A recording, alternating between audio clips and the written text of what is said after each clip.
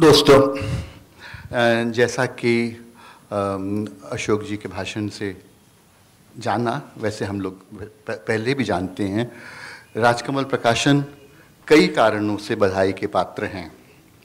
हम सब कृतज्ञ हैं कि राजकमल प्रकाशन है और वो अच्छी चीज़ें प्रकाशित करते रहते हैं। लेकिन मेरी नज़र में एक ख़ास कारण है जिसके कारण मैं कम से कम उनको और बधाई देना चाहता हूँ। वो ये कि इस आज जैसा जिस तरह की वार्ता आपने आयोजित की है, जिस तरह से ऑर्गेनाइज किया है, यानी कि एक खोखली औपचारिकता, स्थापना दिवस के अवसर पे खोखली औपचारिकता पर्याप्त नहीं है। ये कि एक गंभीर विषय पे अगर बातचीत हो सके तो यही सबसे उपयुक्त सेलिब्रेशन होता है। इसलिए मैं इस कारण से भी समझता हूँ कि राजकमल और अशोक जी बधाई के पात्र हैं।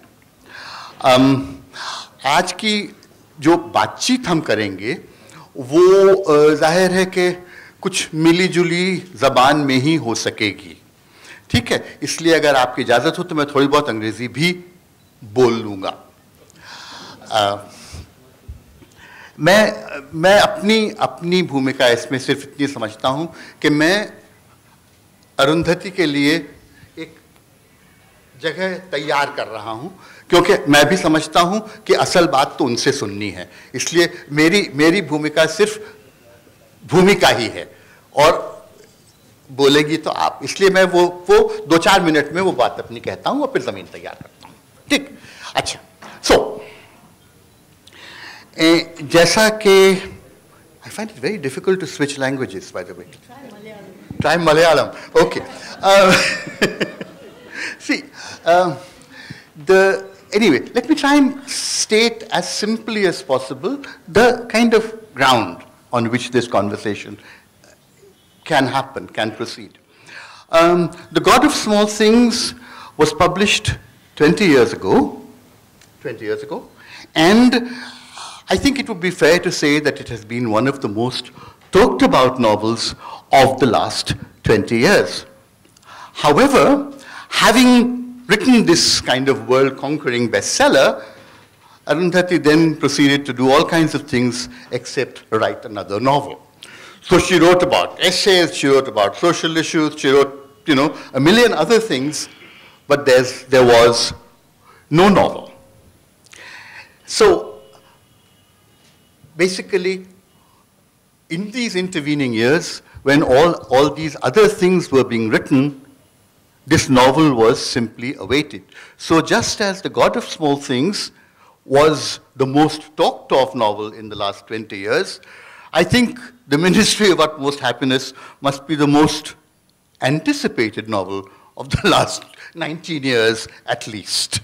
So, and now, wonder of wonders, we are promised soon a Hindi translation by the eminent Hindi writer and poet. The translation is being worked at by Mangalesh Dabral, and so we are all looking forward to the translation. So, an Urdu translation, and the Urdu translator is here as well, Arjun Mandara. So, in fact, we have much to look forward to. So, with this sort of background, it seems to me that I can at least identify 3 contexts in which this conversation can proceed. And to me, the first context is simply the expectation that we as readers bring to the novel, which is, we know the God of Small Things. Is it like the God of Small Things? Oh, it's not like the God of Small Things. What happened? So the first context in which this conversation needs to happen is the relationship between the two texts, between the God of Small Things and this novel now, you see. And to me, I mean, the way I understand it, and I'm sure that Arundhati has a review about it, let me rush this. But that in fact, the God of Small Things is in some sense about the making of a narrative voice, about the process in which a narrative voice is made. Once that narrative voice is achieved, what is the story that can be told in that narrative voice? And surely the story can't be a simple story. And the problem that Arundhati sets herself in this book is in fact, therefore, a difficult problem, which is how to tell our story. And our story is, as she says memorably in the novel, it is a shattered story. And that in some sense, to tell a shattered story, the form of the novel has in some sense got to recognize the need to tell a different kind of story. So that, so to speak, having a repetition of God of Small Things would be inadequate. So, point number one.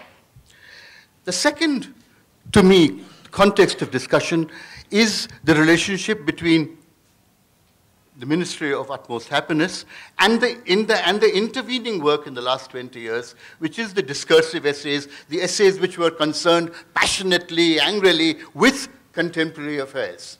Now, in what relation does this novel stand to that work? And I think it is of the essence that one recognizes that it is different. So that if one expects simply, so to speak, a kind of fat newspaper, one is not going to get it, to use your phrase. Okay?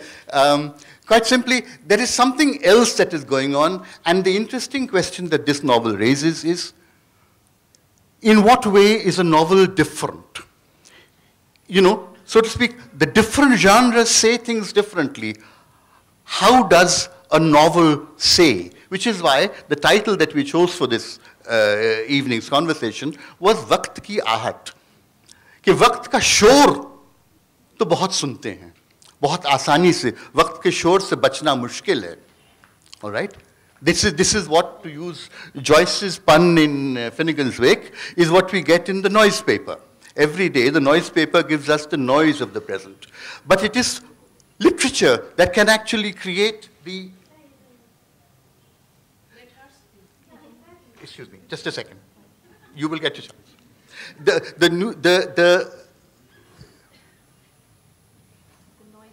The noise paper, literature is trying to do something different. So that is the second context of discussion.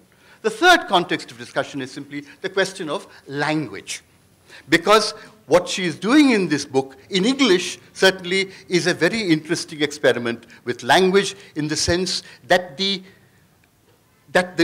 experiment with literary language and the play with literary language is of the essence of what the novel is trying to say.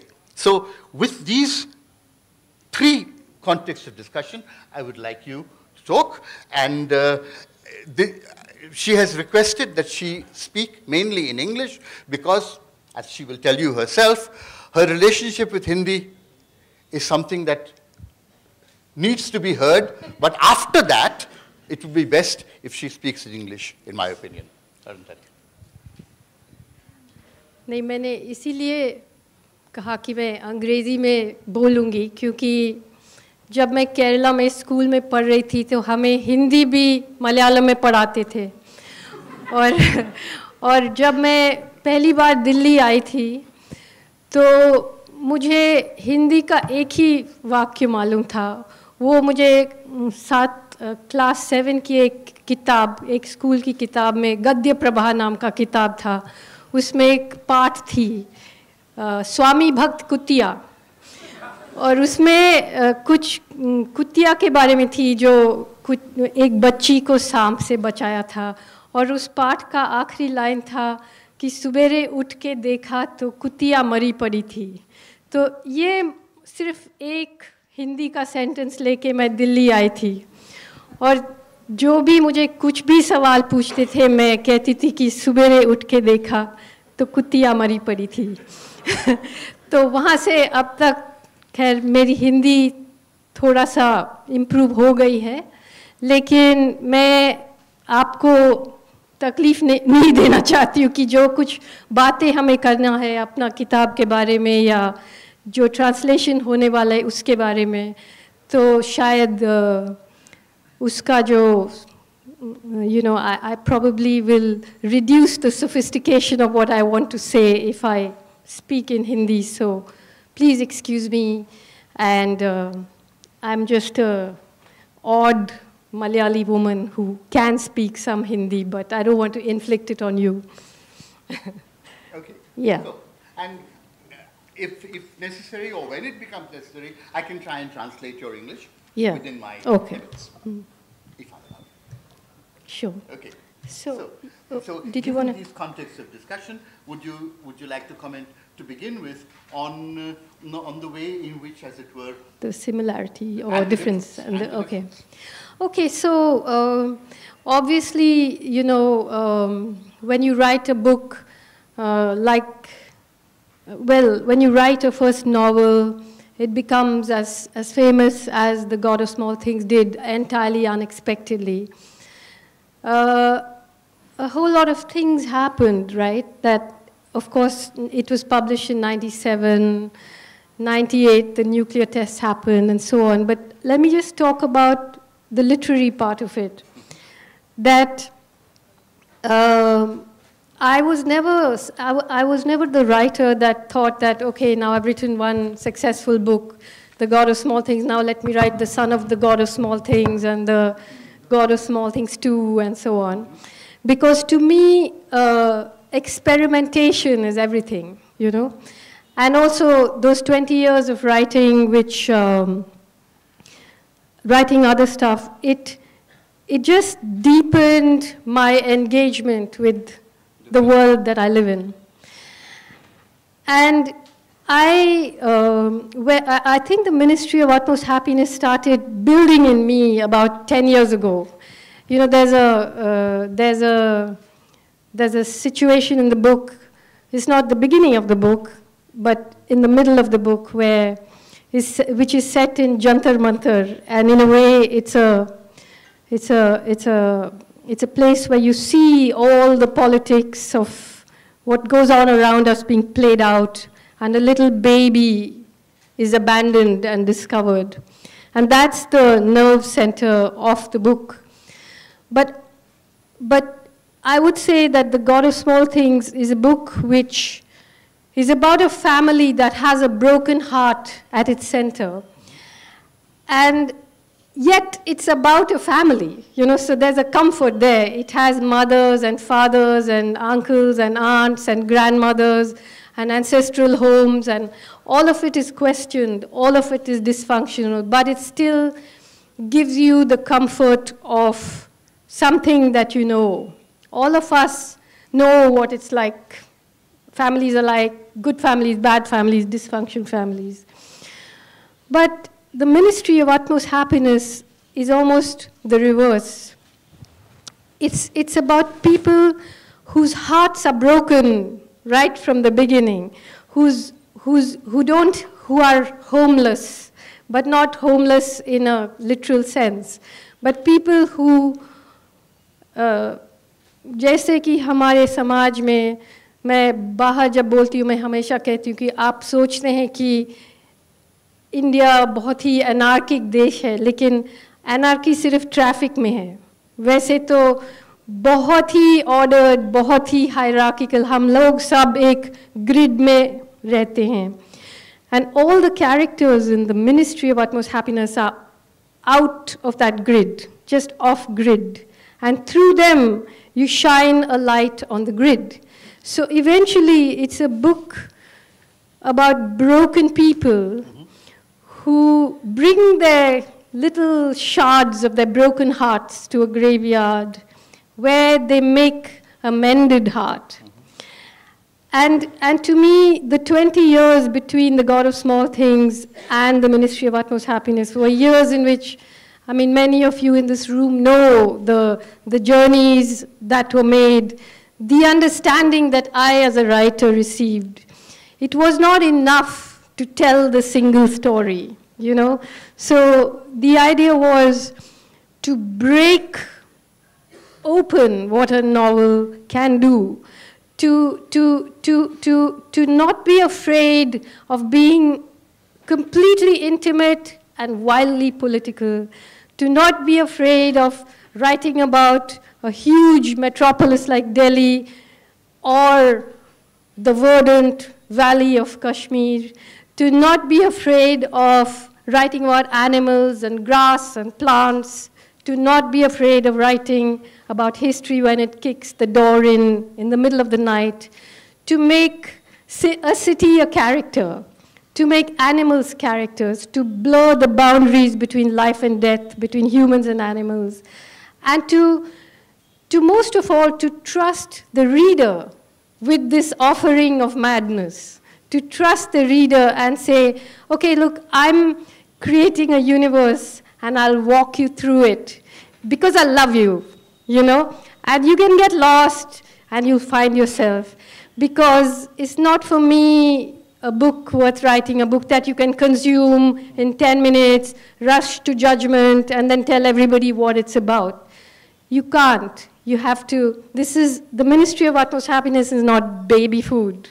You know, you might get lost, you'll have to find yourself, you'll have to lose yourself, you'll have to deal with yourself. Yeah. And so on. I mean, I was in reading the book. In fact, I was reminded of the Auden line. You know, if I could tell you, I would let you know.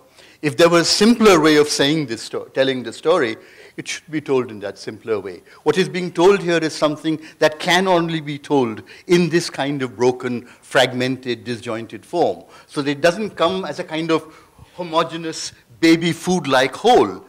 It comes as something that requires the reader's attention to see the ways in which even these broken pieces are part of some larger pattern of significance. Or would you? Well, always to me, I mean, it was true in The God of Small Things too, that how a story is structured is as important as the story itself. And the Ministry of Utmost Happiness, you know, in The God of Small Things, it's easy to see the structure. In the Ministry of Utmost Happiness, it's harder to see the structure. But, in fact, it's very, very carefully structured, you know. So how would you, I mean, how would you, you actually can't understand the structure unless you swim around in it for a long time, you know. So I used to say that, you know, I wanted to write a story that was structured like one of our great cities, like Delhi, you know. It has an old part, it has a new part. You can't understand it by just driving down the main roads. You got to get lost in the gullies. You have to sit down and smoke a cigarette with the smallest person. And it's not also just a book about marginalized people, because I don't believe in that. You know, I think one of the main characters, for example, is a person who's known in the book as Garson Hobart, but his name is Biplab Dasgupta, and he's a member of the Intelligence Bureau. And he's a very, very upper caste, upper class, brilliant guy who slowly reveals to us the way the sophisticated state, not this state, but the sophisticated state used to function. So sometimes I say it's a city, and sometimes I say it's an underwater city, you know. So first you swim with the fish on the top, then you swim with the fish in the middle, and then you understand the bottom feeders, you know. So the structure, in a way, is everything, because just to have a story and then tell it is the basic model. Then just to have a story and search for a language in which to tell it is the next. But to structure a story, to find the languages of each of these characters that collide with each other, to know that you can be poetic, but you can crash that poetry really badly when you want to. You can slam it into a wall, you can throw it off a skyscraper, you can be really vulgar if you want, you can be, you know, to me the athleticism, if you like, of writing has to be when you're not fixed in one register, when you can move registers and you can't hear the heavy breathing, you know? Well, you know, I mean, one of the things that you know, I would be very interested in the ways in which readers react to it, because with your discursive writing, with the essays on on contemporary polemic, obviously you are argumentative and they provoke argument. People come and argue back, as it were, but in some sense there is something which is specific to the nature of narrative that you cannot actually argue back with a narrative. You can't, as it were, argue with a character in a book, because a character in a book is a character in a book, right? And so the nature, I mean, I would like to, you know, if you want something on the nature of the truth claim that fiction makes, you know, in the sense that it's not a discursive essay, it is specifically different form. On the other hand, it does make a truth claim. You know, I mean, so that in some sense the novel is very infuriating. You know, you want to grab it, but it doesn't stand up and be counted. Well, I think that, you know, right now we know that facts might be fiction, you know, or fake altogether. So I have said for a long time that fiction is truth, you know, and truth in the way that a musical note is true. You can't argue with it, but you know if it's true, you know. So here you're dealing with feelings, which I think is a fine thing to do, you know. And there's a quote from James Baldwin in before one of the chapters in the book, which says, "And they would not believe me precisely because they knew that what I was saying was true." You know? Yeah. So the thing is that the claim to truth cannot be made by the writer. It has to be felt by the reader, you know? I will never stand up and say, but this is true, you know? That will never be my defense for my novel. In fact, I'll never defend my novel, ever. I will argue the hell out of anyone who wants to argue about my essay. I never defend a novel because the whole point of a novel is its fragility, is its openness to interpretation, is the way that it moves and should move like music into your soul, you know. But the difference, and also, you know, there are things that only fiction can do. There are truths that only fiction can tell, because everything is not evidentiary, you know. Yeah. For example, nothing that, you know, I mean, there's a large part of the book that is set in Kashmir, and nothing of that could be told in human rights reports, because the understanding of what happens to people when the air is seeded with terror, what are the negotiations that are made, there are no easy moralities to draw, you know, and yet in non-fiction, to me, there are. But to paint that picture, you have to have fiction, you know. Yeah, this is the kind of thing that I'm sort of coming back. You spoke of your narrative in terms of kind of openness or vulnerability. And interestingly enough, the metaphor that came to my mind was actually the metaphor of a stealth bomber. You know, the stealth of fiction, in the sense that fiction exists, as it were, both above and beneath the radar of deniability. You see, the evidence matters in certain kinds of discourse. But with fiction, evidence doesn't matter. So it's stealthy because it you know, there's the English proverb, right? If the cap fits, wear it. If you understand it, you understand it. And if you don't understand it, it's only fiction. So the problem is with people who understand it and wish to deny it. You see? I mean, the reason why fiction can be so infuriating, particularly for censors, is precisely because it draws the reader into a compact of complicity, you know? Well, yeah, I mean, I don't want to get into the mind of censors because, you know, they can deal with their own problems. But for me, it's more, I think it's actually more edgy because it's like music. Again, I say, you know, if you don't hit the note, you haven't got it. And if you do hit the note, people recognize it. And there's no We don't need to go to court and have lawyers argue with each other about whether or not कि सुर मिला है कि नहीं मिला है. लोगों को पता चलता है ना. So it's a you know, the thing is, how do you deepen and deepen and deepen the understanding? I mean, for me, I say that, you know, between the God of small things and the ministry of utmost happiness are the layers and layers and layers of a sedimentary rock. You know, I wrote the ministry of utmost happiness as a sedimentary rock. And as someone who, I mean, I was really, my legendary literary agent, David Godwin, would keep writing to me saying, hey, how's the writing going? And I'd say, I can't write, David, I just concentrate. You know, all I can do is concentrate.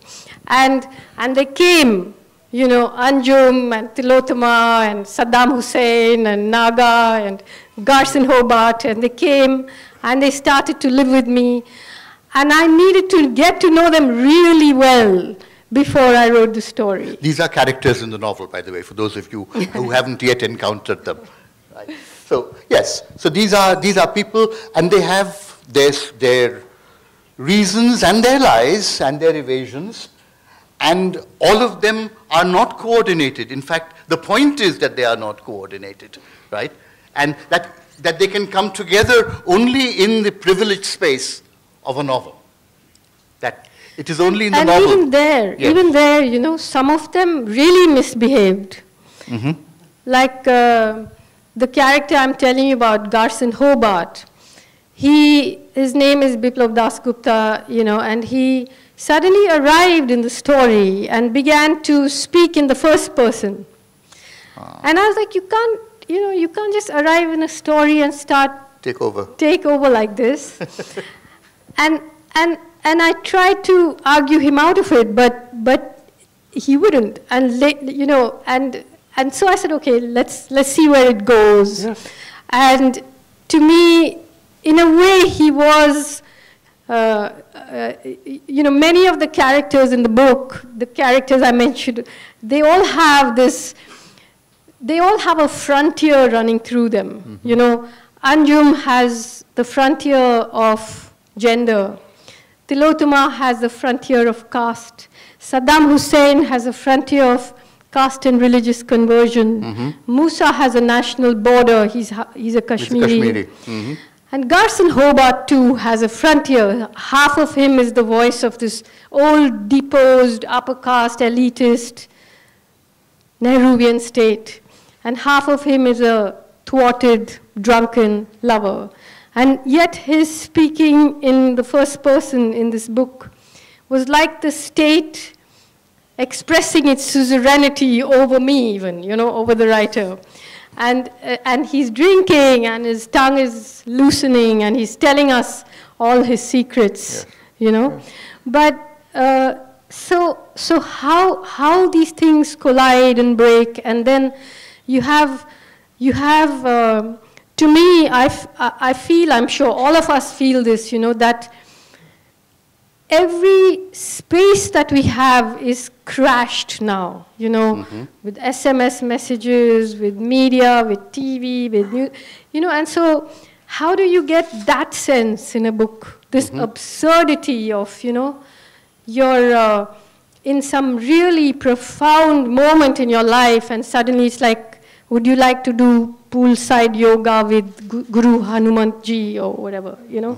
And so there's this constant taking down of us. And so how do you make a moment where all that complexity collides, and yet, you know, I'm a student of architecture, of urban planning too. And I thought that, can you write a book structured like a city, where a city you plan, then that plan is ambushed by people, then you plan it again, then it's ambushed again, then it's planned again, and yet it always has a form. It always is inscribed on the surface of the earth against the contours of nature. So can you write like this, where it's a combination of control and letting go, and control and letting go, and you're constantly listening. You're constantly listening to what the people are saying. You know, to me, I mean, I may be accused of creating these characters, but today they are my closest friends and confidants, and I confer with them, and I created them, but they look after me. Yes, and it's interesting that, you know, the metaphor that you use of a frontier is interesting because, of course, this frontier, it is of the essence of this frontier that it is constantly permeable. That these borders are not real borders. These borders are permeable and are constantly being permeated, so that people are, as it were, invading each other's territories. The complications of borders of all kinds, the challenge of them, the reinstating of them, and always, you know, for example, there's one character, she's not a very big character, but an important character called Nimmo Gorakhpuri, who's basically a hijra, you know, she's from, as her name implies, from Gorakhpur, and she's explaining to another younger person that, you know, for outside people in the dunya, as they call them, that, you know, what are they bothered about? You know, children's fees, husbands cheating, wives getting beaten, you know, Indo-Pak wars, communal stuff.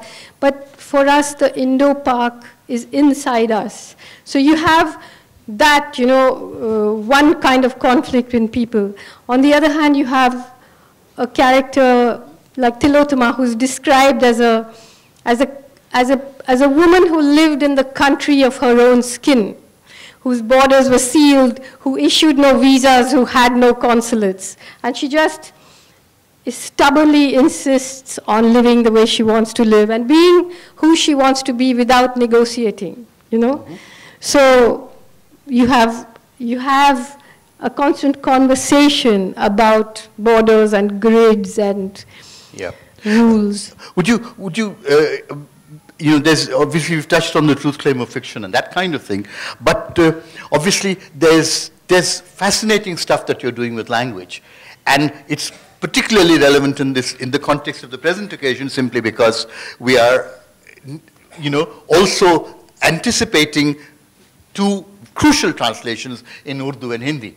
So, you know, maybe you should, you know, finally, as it were, address the question of language, the way you tackle it, and indeed, but if we can hear from the translators on how they tackle it. Well, I have to say that it's been one of the most delightful things for me. Arjumanji and Mangleshya here, and we've spent weeks and months working together. In the coming June, I've been asked to deliver a lecture called the W.G. Zebald Lecture on Literary Translation. So I said my lecture would be called Found in Translation, because, as you know, there's a famous film called Lost in Translation, or we all know that phrase, Lost in Translation.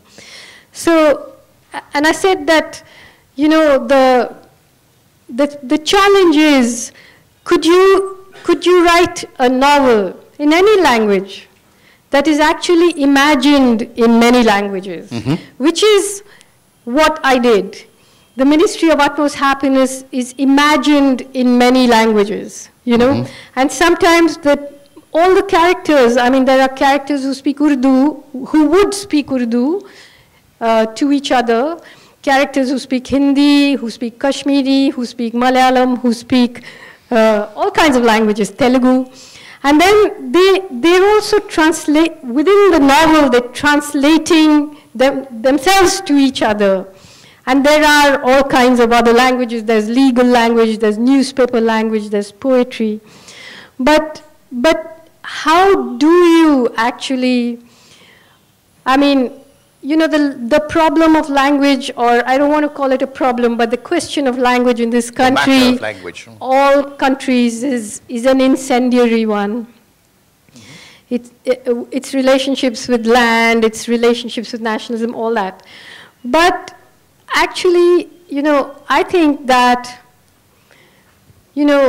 does language use you, or do you use language as a writer, And so one of the most lovely moments of the Ministry of Utmost Happiness was when I had finished writing it, and I showed it to a very close friend of mine, a Kashmiri.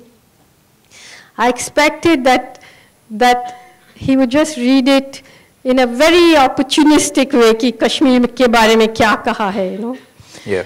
So it took 5 or 6 days to read it. First, he said, but this is an Urdu novel. Why do you think it's an English novel? Second, he said, I think I really want to be a hijra. It's like really masculine guy. So I wonder whether Mangleshi and Arjumanji would like to come and speak a little about it. But it's been really wonderful, because there are parts of the novel when you're translating it that you feel are going home to where they came from. But always different parts, of course, But then there were certain things which I felt quite sad about. I'll tell you frankly, that as anyone who's read the book knows, I'm very particular about birds and animals and plants and colors. And then I see that we don't have words for all our birds, for all our animals, for all our plants. Why? Why? Why don't you tell the gibbon story, though? No, it's like if I'm writing about a gibbon from Borneo, we have to, that is langur. Arey, langur nahi hai, ये langur nahi hai. Nicaraguan jaguar, sher nahi hai. Lists of birds up. There's maybe one of the people is a bird enthusiast and he's boasting about all the birds he can recognize. लेकिन आप ये नहीं कह सकते नहीं कि अलग-अलग किस्म के पक्षियाँ नहीं कह सकते. कौन extinct है, कौन नहीं है, इतने सारे किस्म के उल्लू है. तो ये हम लोग मतलब, we can talk about how language has been appropriated, culture has been appropriated. Then why do the white folks have to come and name the birds and plants and trees and animals that we have? Why don't we have names for them? Yeah.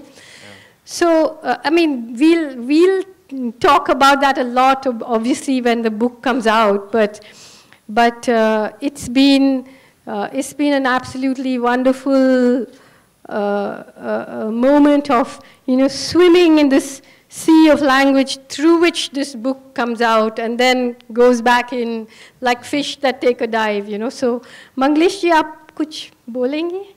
Not at this moment. Not okay. At this, when the translation is done. Okay, we'll do it on the 20th of April, when I must say that it's a wonderful thing that Rajkamal Prakashan is publishing the Urdu and the Hindi book simultaneously. In these times, I think that's an important statement to make, and I really hope that,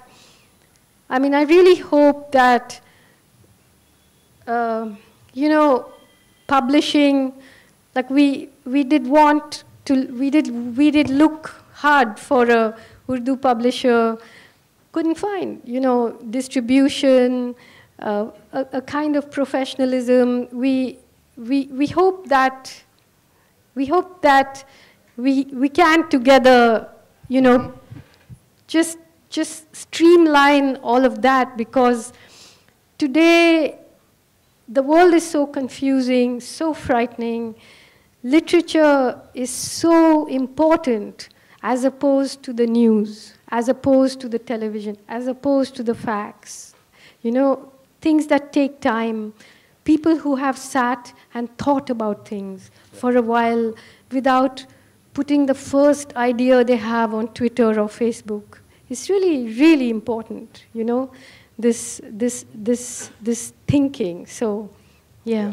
Okay, one final point that I would like your comment on, which is that anyone who's read God and now Ministry knows that you're in some sense appropriating that literary language and making it your own. You know, it's yours to break and remake and do stuff with. Now, in the process of translation, obviously, you're in some sense, or with the help of your translators. No, they are doing it. But I'm helping. hang on, your translators are in some sense importing that revolt into another literary tradition. And I would be very interested to see what it does to the literary language, the resources that are available in Urdu and in Hindi. You know, what does it do to take this explosive text, explosive in English, into rather more genteel, may I say, literary traditions? You know, I'd be curious, but you know, if you have any thoughts on that. I suppose I'm not the person that's qualified to answer that, because I cannot claim to be any kind of a scholar of either Urdu or Hindi.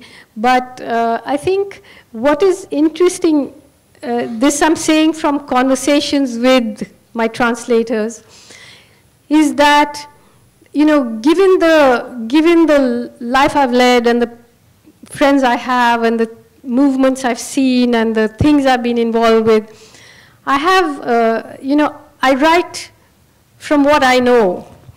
And so it's not that I'm unfamiliar with the actual life on the street or in the valley or in the Narmada, any of that, you know, not at all. In fact, one of the things one of the things I wanted to do is in terms of when I write this book, not to walk past anyone, you know, not to assume that the cobbler is just a cobbler and the security guy is just a security guy. उन सब का कहानियाँ हैं, कहीं से आए हैं, कहीं जा रहे हैं, सब है. लेकिन that real life I know, but not the literary idiom, you know, where they might have lived.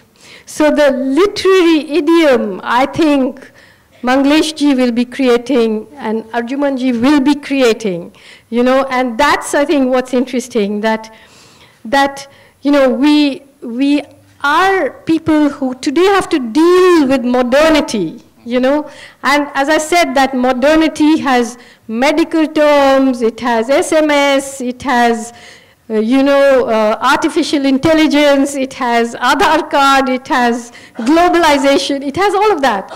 And we have to be able to deal with all of that in all our languages, you know, and so we have to explode language. I had to do it with English too, you know. Yeah, of course, indeed. Ji. Two of the challenges that I faced. Mic le लीजिए.